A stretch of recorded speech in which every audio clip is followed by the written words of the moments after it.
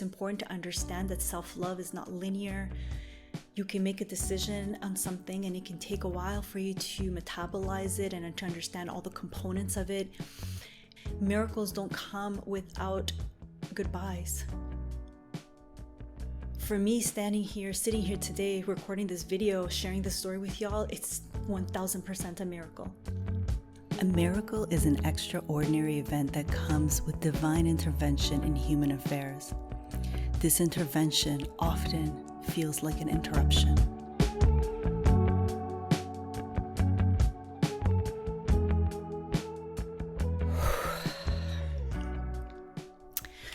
This is a hard video to film.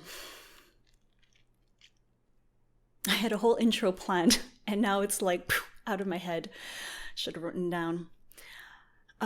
Today's video is going to be a very vulnerable, intimate share about my journey to sobriety. If you see me looking down, it's quite literally because I am reading the story that I wrote about it to be clear and concise with you. Okay, first of all, for those of you who don't know me, hi, my name is Atena, and on this channel, we talk about unconditional self-love and manifesting our dream realities, and I quite literally cannot go on to teaching unconditional love or sharing the knowings that I have on this channel without this very critical component. And the reason why I want to share my story is because for a very long time, all I heard about alcohol is people who really have a problem with alcohol, who have to quit because it's ruining their life. And people who alcohol wasn't a thing and they want to be on their fitness journey, so they just quit. And I feel like I kind of went into the middle of this whole thing, and that will be clear through the story. So I really wanted to share that with you. I want to give you 7 practical tips that I wish I knew right away, because it made the journey so much easier once I figured these tips out. And then I'm going to end with some resources, some science for you to look at, because I think knowing the science is quite important. And at the same time, that's not what I'm going to do. Before I even get going, I just want to say, like, this is the challenging video for me to record. So if you like any part of it, please do click that like button. Subscribe if you are into unconditional self-love and manifestation. Consider sharing this with a friend. And okay, you can feel my nerves. If you resonate with the story, like, write a comment, put just a heart. You have no idea how much that means to me. And at the same time, don't be rude. Like, I'm going to be really unapologetically, if there's any rude comments, I'm just going to take it off because I don't have space for that here. So let's start with the story. There are 5 chapters to the story. Okay, chapter 1, when I started drinking. I started drinking like in my teens, when I was 16, like most people I knew. I remember the first night coming home from a school dance, popping open a bottle of wine at my friend's house. We drank it, and that was the start of many drunken nights. Using drugs also came into the mix at some point, pretty early on in my case. And even though alcoholism, drug abuse, depression, by the way, alcohol is a depressant. Anyways, that will be for later in the story. Even though this alcoholism, depression, drug abuse runs in my bloodline, I never thought I had a problem because I was able to stop drinking when it was needed, like exam period, crunch time. Like, I was able to dramatically reduce the intake. That said, to be fully transparent, I've had many drunken nights, experienced what they call a blackout, so amnesia, not remembering. I feel so blessed that I have always been safe and protected and like just been okay each time, aside from the occasional embarrassment. By my mid-20s, I secretly started to envy those who were sober, who chose a sober path. And it's a very weird thing because I really did enjoy drinking, but there was still this envy of how these people chose to be sober. And I remember one night, quite intoxicated, like just wondering why I did this to myself. And I heard this voice that said, don't worry, by the time you're 40, if you haven't figured it out, there will be an intervention and you will quit drinking. You'll quit all of this. And I it's wild. I still remember the relief I felt, even though I had no idea how it happened. I kind of assumed at the time I'd probably crash and burn. I had a very negative assumption. Now that's not what happened, and it's going to be clear later in the story. So fast forward to 2015, I remember like it got to this place where I finished university. I was working at my job, and I felt like I felt like really trapped in this cycle, because we were always going out drinking after work with my friends. Like I felt trapped in the cycle that I didn't know how to stop at this point. And again, it still wasn't like problematic in the society. I felt it was problematic, but I didn't know how to stop it. And I want to share that with you because it's important to know, like, people go through this for decades at a time. And I begged God to intervene. I begged him. And I remember the morning or the day I got the confirmation that God was listening, my boss said, I'm going to send you to the Philippines for work. And I said, this is my miracle. This is God answering me.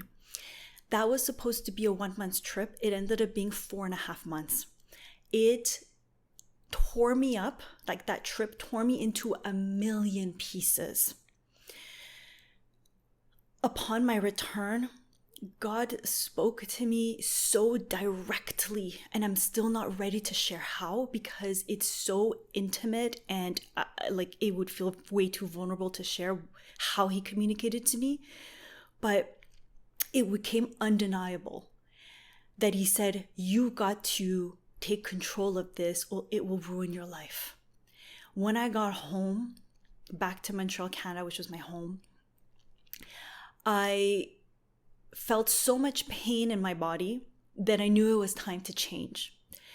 And I've spoken about this story many times before, some of the things that happened that pushed me to change. The morning I woke up, like literally smelling like a bottle of vodka, rolling over my bed, starting gratitude journaling. I will say the second chapter to the story was when I actually decided to go to therapy for addiction. And I never admitted this one out loud. And because it's hard to admit something like this. And the thing is, I never even thought of myself as an addict. That's another whole component to it. So the miracle that transcended in that moment of the decision is that I decided I'm going to devote myself to unconditional self-love. That realization and that calling is, I will call it the first miracle. And the act of self-love is to take care of yourself. And so when I went to therapy specifically for addiction, she explained to me what was going on. And I finally understood what was happening. But I also felt like I have it under control. And something I never quite admitted out loud is the moment I met my now husband, I knew with him, because I was dating, I knew with him there was something special. And I quit therapy. It sounds crazy to say I quit therapy because I didn't want to give her a chance to talk me out of this relationship. I also want to add at this point that I had been in therapy for over 8 months. And while she was very good at pointing out the problems, she was not good at pointing out any solutions. And at this point, she had interrupted my relationships with some of my best friends, with some family members, and never with a solution in mind. And so that became a general frustration of why I quit therapy. And the blessing and the miracle in disguise is that it really got me to do the inner work and dive into healing and understanding the self and my emotions. And the thing is that him and I, at least in the start of our relationship, we loved to get drunk together. We had so many amazing nights together drunk. And so part of my brain was like, oh, but if I stop drinking now, I'm not going to explore this relationship. Fast track to, I finally was like, where I have to stop this. And I remember the vacation we came back from, and I was like hungover, and I literally was like, I don't want to do this anymore. I told them with a lot of love, like, if you want to have a life with me, it can't look like this. And that was probably one of the biggest emotional risks I took, because at that point I was very much in love. I very much knew he was my person. And to my beautiful surprise, he agreed. Almost right away. He's like, you know what? You're freaking right. We can't live like this. That was a beautiful moment. That felt like the second miracle.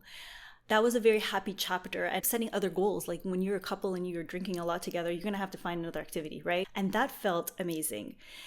And so that was the second miracle that I felt happening, like just literally happening.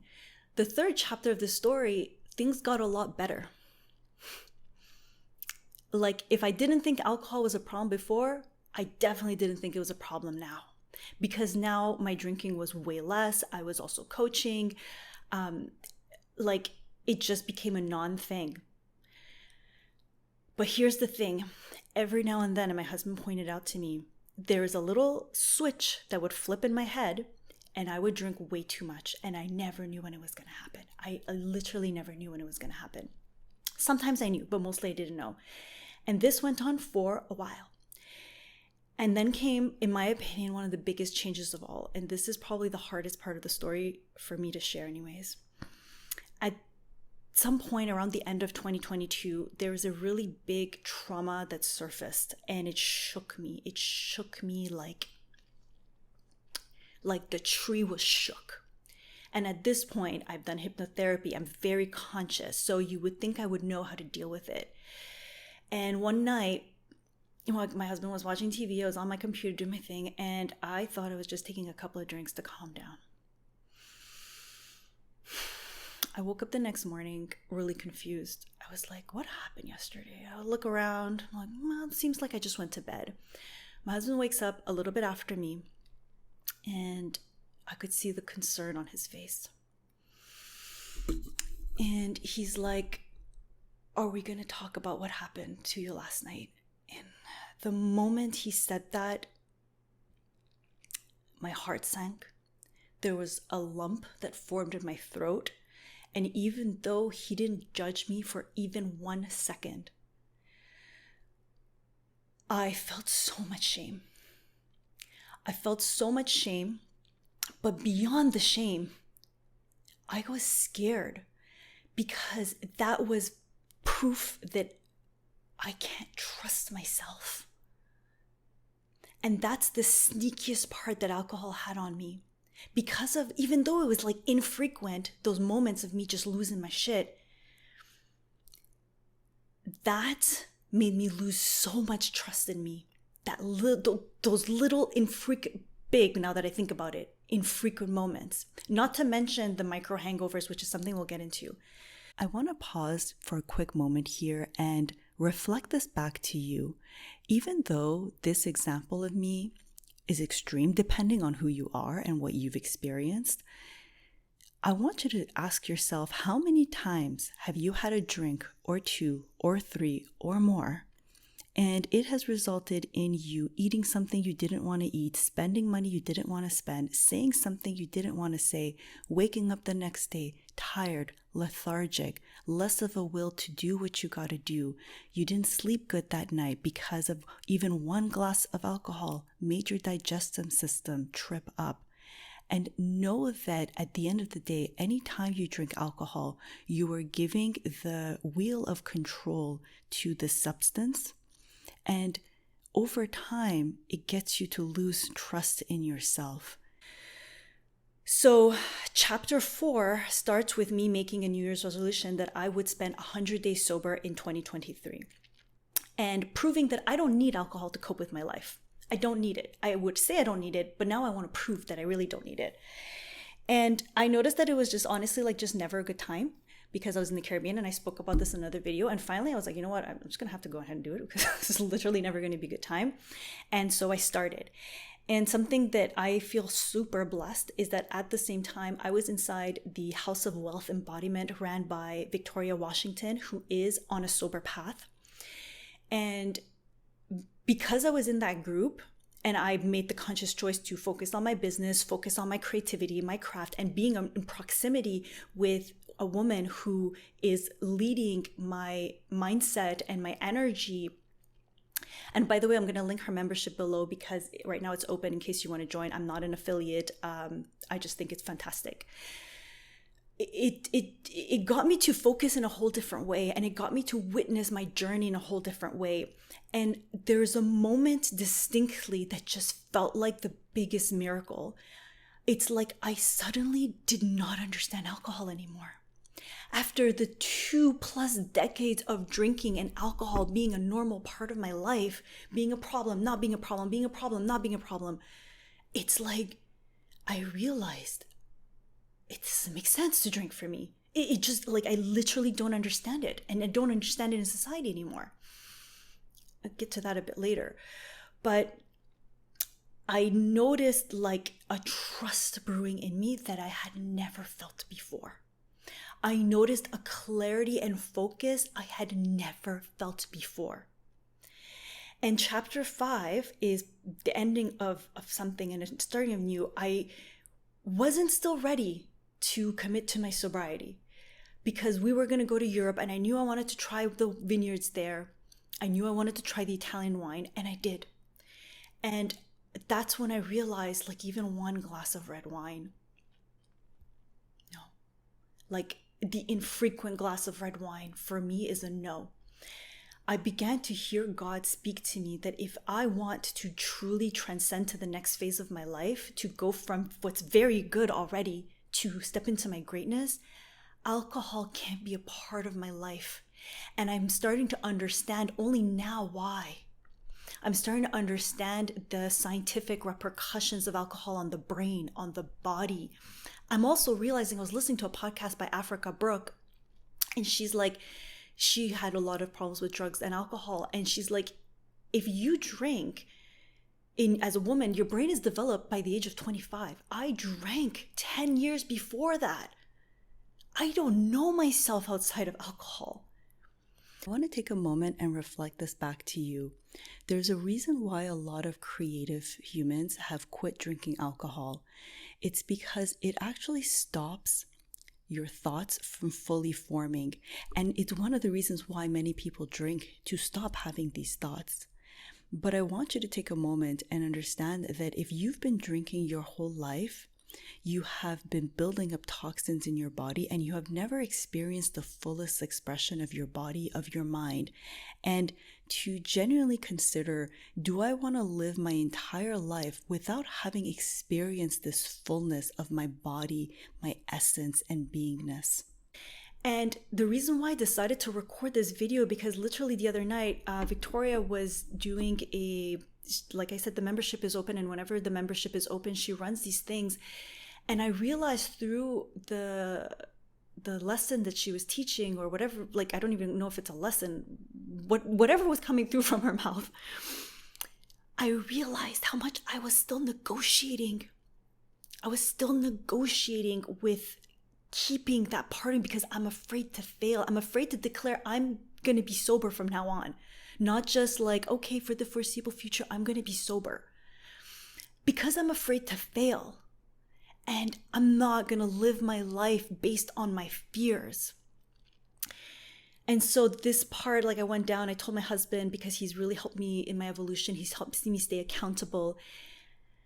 The magical part was after I declared to myself, I realized the miracle in that when I declare, I get to trust me.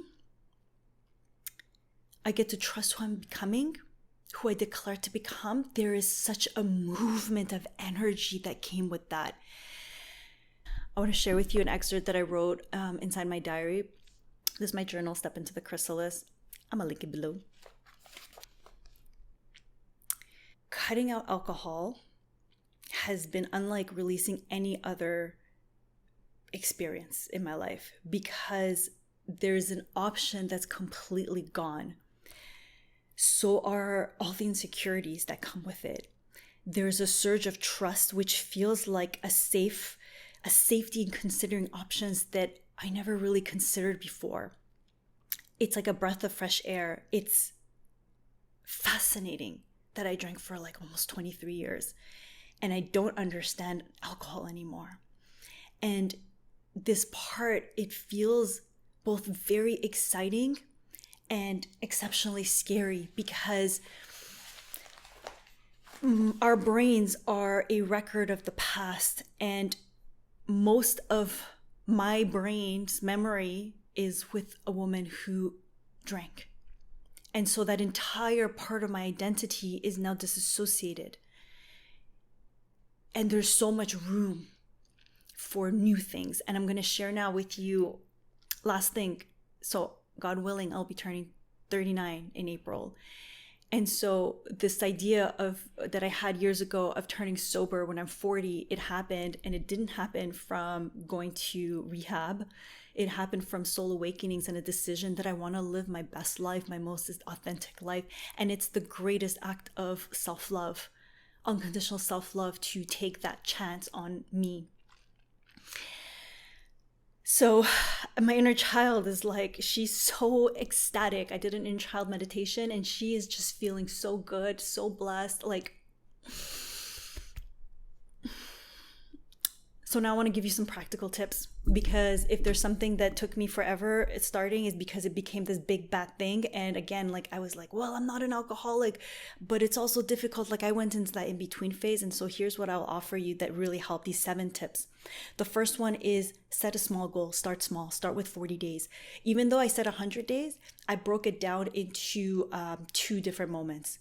Once I did, I think 59 days, 60 days, and then I completed the rest after. So set a small goal. If you tell yourself I'm not going to drink ever again, for me, a part of my brain had so much resistance. So just break it up. Second tip, set a creative project. Set a creative project and dump out your thoughts every night. The reason why I'm saying that, it's because that is going to help you see how much clearer you get over the days. For me, the 2nd or 3rd week, there was a surge of clarity that I'd never experienced before. And that's just really, just try it, okay? Just try it. There's also like this book that I used to recommend a lot, The Artist's Way. And so she's like, dump out your thoughts every day and then have a creative project. You will see how it changes your life. So that's the second thing I recommend. The third thing is have replacements. This is big. I did this naturally, and then I heard on a podcast how this is actually scientifically needed.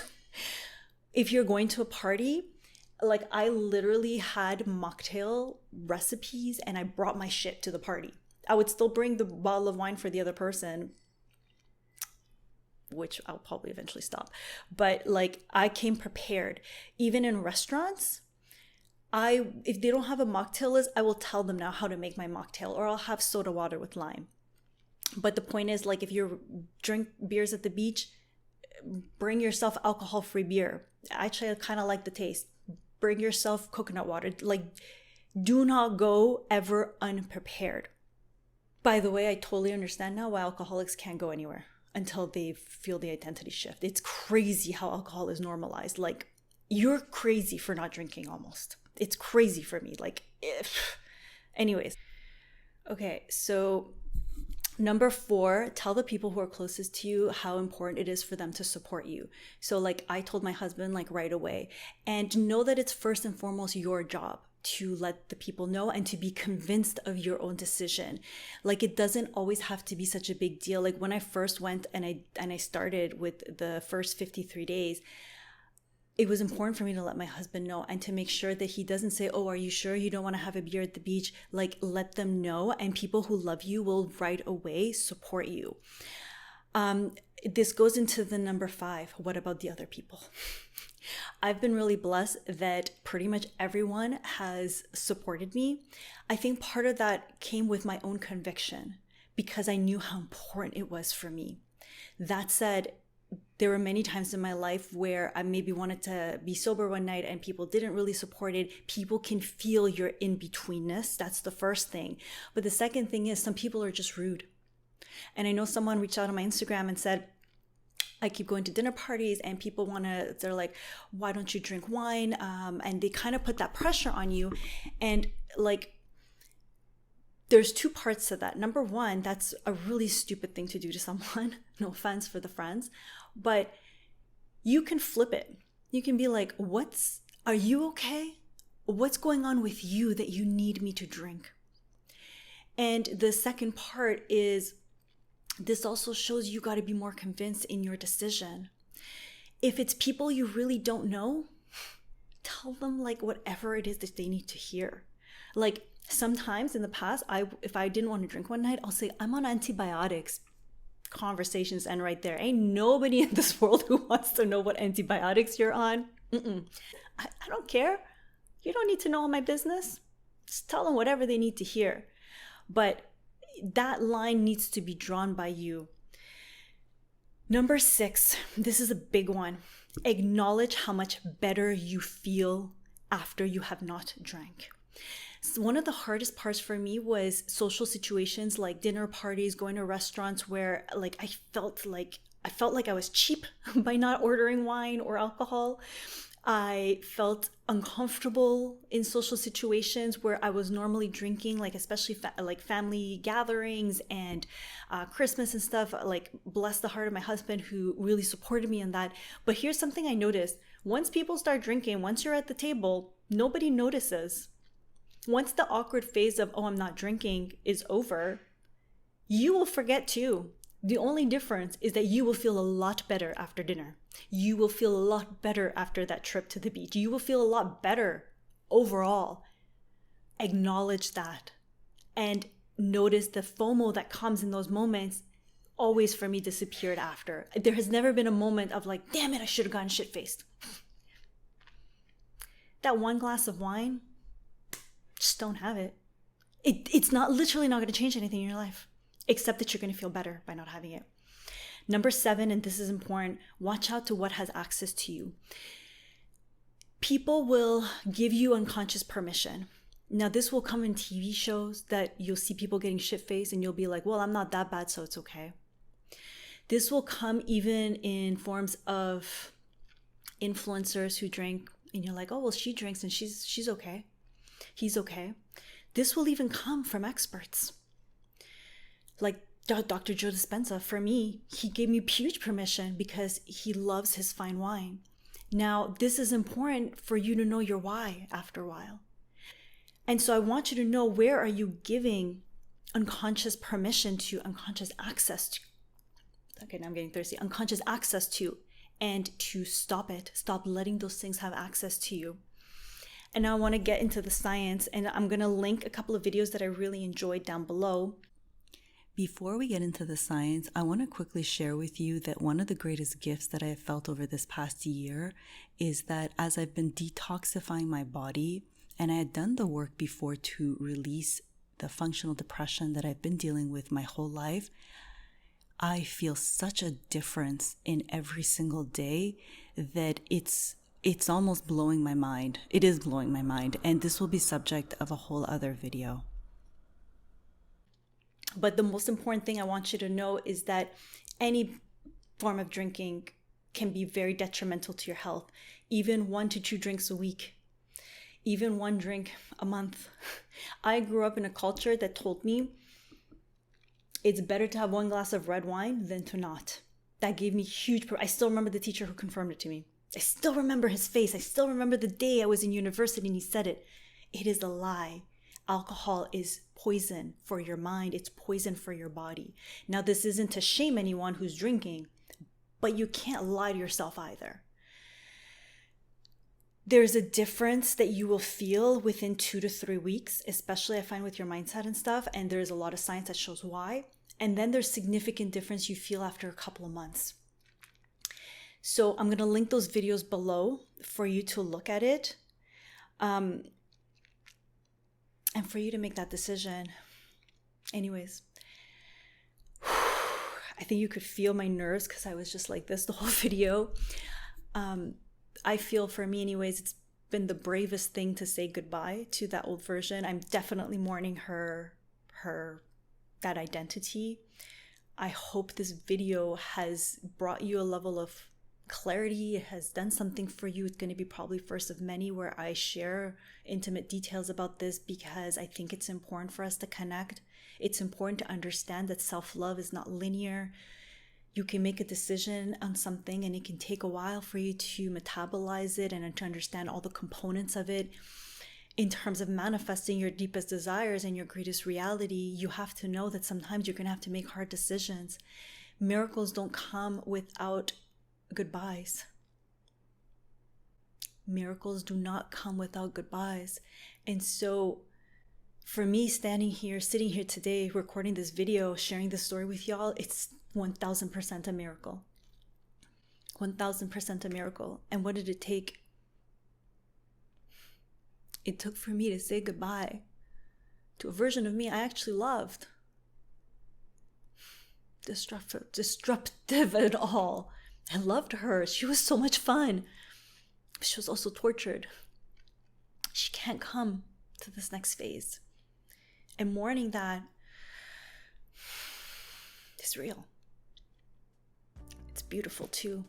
It's like Rumi says, sunsets show us that endings can be really beautiful too.